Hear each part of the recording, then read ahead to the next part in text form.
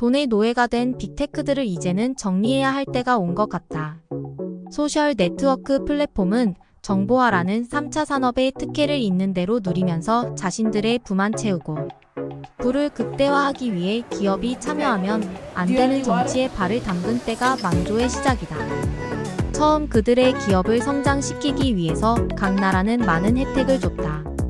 게시물이나 컨텐츠를 무분별하게 뒤덮어도 법적인 책임을 묻지 않았고, 게시물이나 컨텐츠에 대해서도 자기들 임의대로 편집이 가능하게 해줬으며, 그로 인해 그들에게 법적인 책임을 면제해준 혜택을 남발하여 자유민주의 정신을 버리고 중국 공산당이 하는 감시, 검열, 통제를 일삼으면서 자신들의 부를 축적하는 데만 혈안이 되어 왔었다.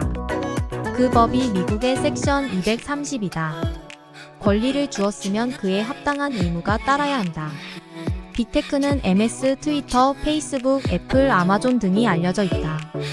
트위터는 잭도시 회장이 공공연히 좌익임을 내세우면서 소셜 플랫폼에서 검열과 감시를 해오며 좌파 정권의 옹위에 앞장을 섰으며, MS는 소프트웨어 저작권 보호라는 미명 아래서 치부를 하며 독점적 지위를 유지하면 치부를 하였고, 애플은 독자적인 매cin토시라는 컴퓨터 프로그램을 악용하여 아이폰에서 앱을 판매하게 하면서 독점적 치부를 했고, 아마존은 세계 최대 물류 기업으로 성장을 하는데 자유민주주의의 틀을 사용하고도 애플이 독점적으로 앱을 관리하면서 돈을 버는 걸 따라하려고 좌편향에 섰으며, 그들은 지금 가진 부에 만족하지 못하고 더 많은 치부를 위한 독점적 지위를 취하려고 정치와 결탁하여 자신들의 기업에 유리하기만 하면 나라와 민족과 인류를 팔아먹는 악덕 기업들이다.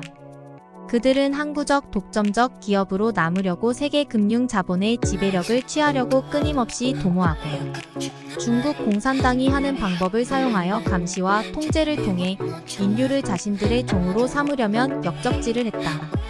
그들이 포장은 다보스 포럼이라는 미명 아래 세계 질서를 새로이 창조하고 국가라는 개념을 무너뜨리고 세계화를 추진하며, 그레이트 리셋이라는 미명 아래 전 세계의 공산화를 추진하는 공산주의 하수인에 불과하다.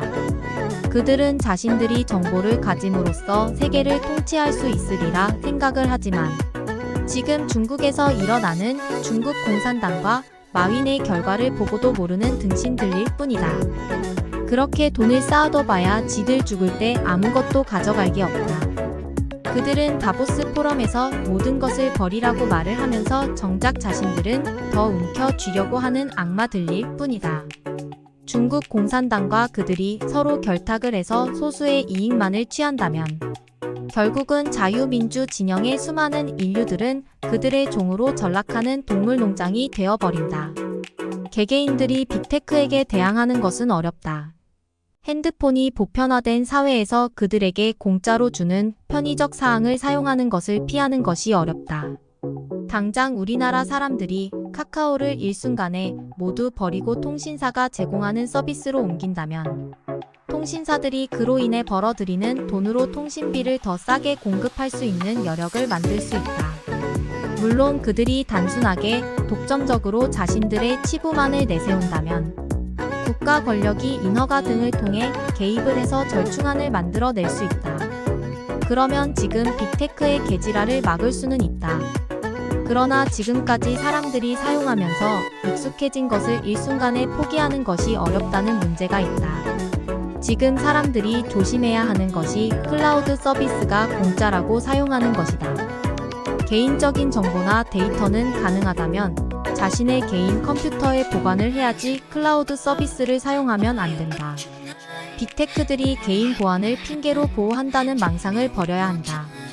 마윈이 알리바바 회원 10억 명 정보를 중국 공산당이 내어놓으라고 할 때 외국의 딥스테이트 힘을 빌어 버텨왔지만 지금 자신의 재산이나 생명이 위태로운데 과연 마윈이 그런 회원 정보를 중국 공산당에게 제공하지 않고 살아남을지 의문이다.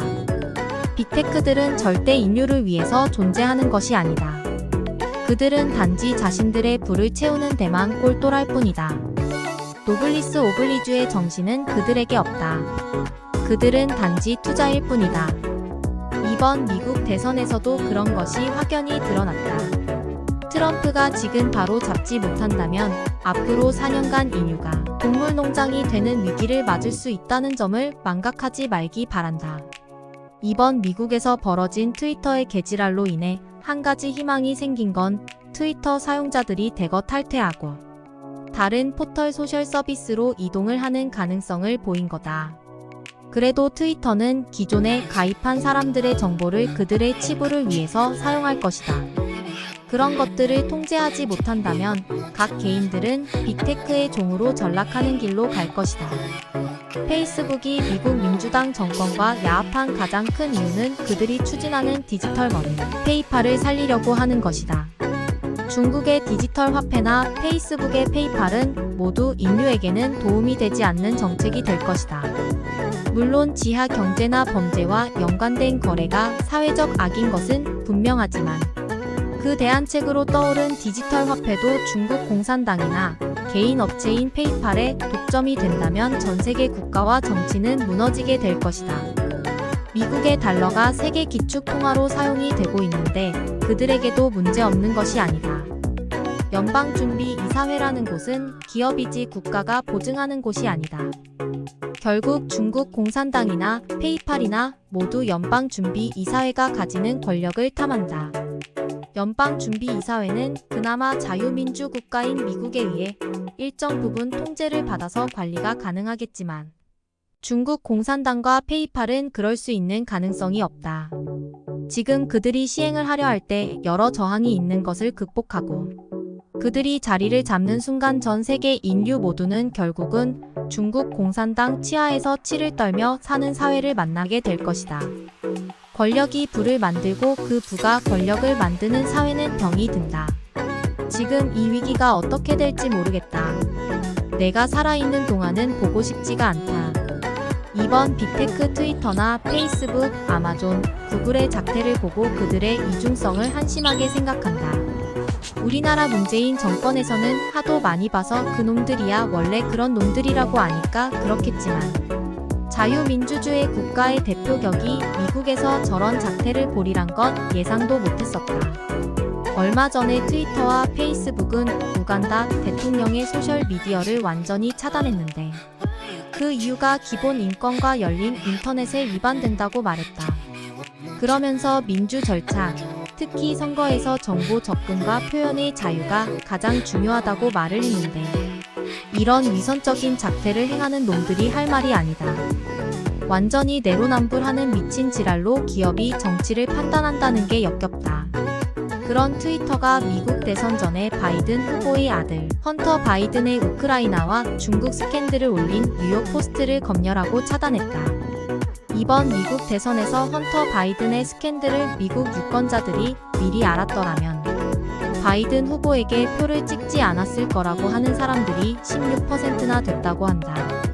트위터가 트럼프 미국 대통령의 트위터 계정 삭제 이유로 지목한 게시물 2개는 폭력적인 내용도 아니었는데도 트위터가 자의적으로 미 의회 난입 사태와 연관지어서 해석을 하고 기업이 정의를 내린다는 것이 말이 안 된다. 중국 공산당 같았으면 저런 기업은 하루아침에 사라졌다. 자유민주 국가라는 미국에서 좌파 민주당의 비호 아래 민주당 편만 드는 결과다. 빅테크들이 하는 작태는 우리나라나 미국이나 같은 것 같다. 트위터, 페이스북, 아마존, 구글이 이번 미국에서 보이는 작태는 심판받아야 한다.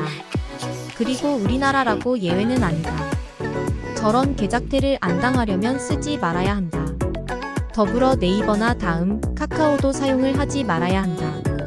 트위터와 페이스북은 예전이 사람들이 하도 많이 하길래 뭔가 하고 들어가서 잠깐 사용해 봤지만 역시나 좌빨들의 선동질하는 장이 없고 허영심과 사기치는 인간들이 득실득실했다.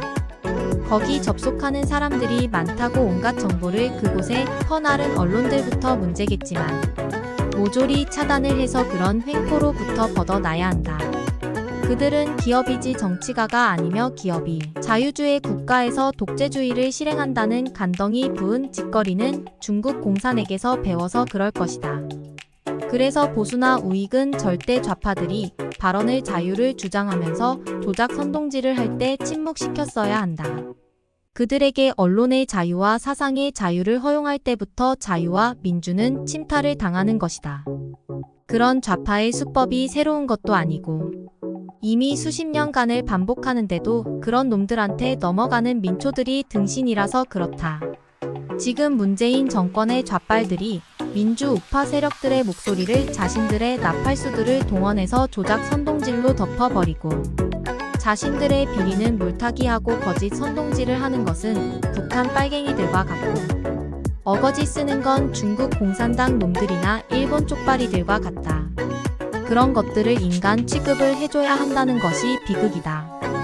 원래 공산주의자들이 말은 잘한다. 거짓말을 진짜 같이 속이는 게 능숙해야 하기 때문에 훈련을 많이 받아서도 그렇겠지만 그만큼 공산주의 사상에 세뇌를 당해서 그들을 교육시킨다는 것은 포기해야 한다. 우리나라는 지금 소수 1%의 빨갱이들의 놀아나는 등신들만 모여있는 것 같다. 그 소수가 소셜미디어 등을 이용해서 에코 챔버를 만들어 다수가 그렇게 말하는 것처럼 꾸미고 그걸 여론이라고 말하면서 국민의 뜻이라고 한다. 그 대가리들만 모조리 쳐내면 그런 소리는 없어진다. 그래서 빨갱이는 제거해야 하는 거다. 등신 같은 문재인이 뒤에서 조정하는 빨갱이 놈을 잡아야 한다. 또한 빨갱이 하수인들은 빨갱이와 똑같이 취급하면서 제거해야 한다. 그들을 민주나 자비라는 잣대를 들이대면 언젠가 당신과 당신의 후손의 목에 칼을 들이댈 것들이다.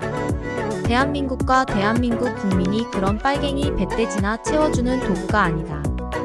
우리 민족은 의로 가득 찬 민족이다.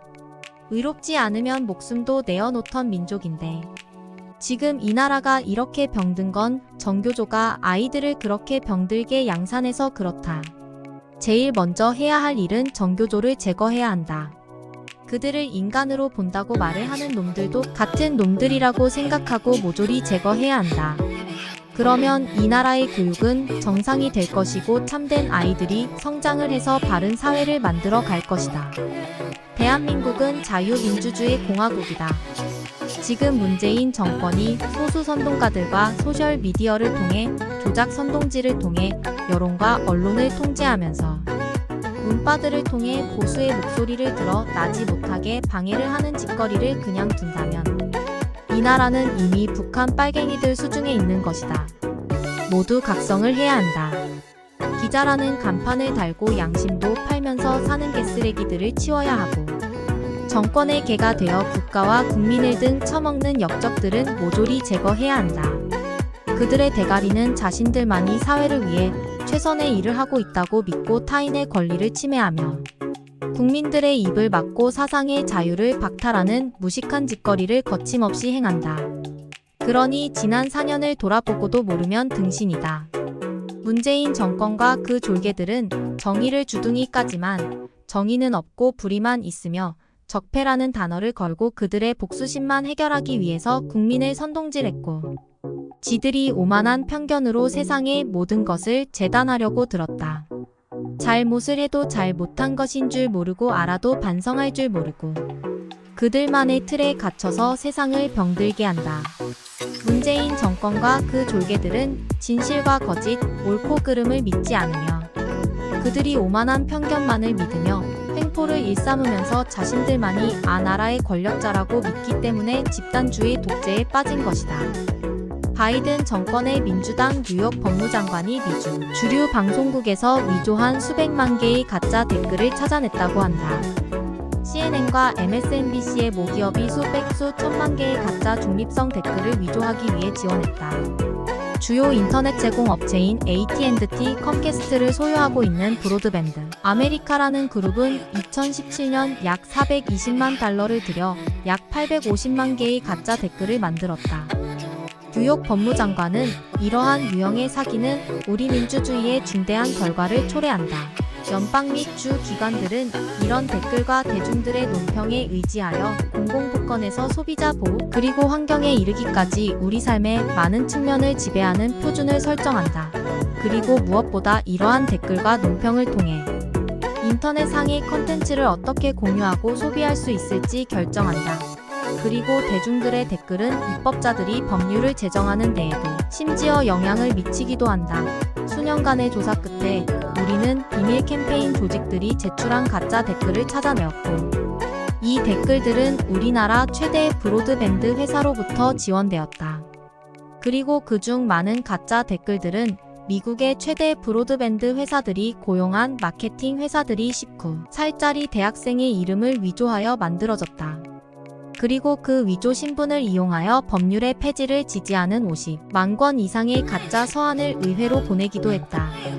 그리고 그러한 불법 댓글과 서한은 다른 주요 정책들에 영향을 미치기도 했다. 더 이상은 이런 불법을 용납하지 않을 것이다. 오늘 우리는 불법을 저지른 마케팅 회사들이 더 이상 불법 행위를 할 수 없도록 막았다. 우리는 지속적으로 미국 국민들의 목소리를 사라지도록 만드는 모든 불법들의 빛을 비출 것이다 라고 말했다.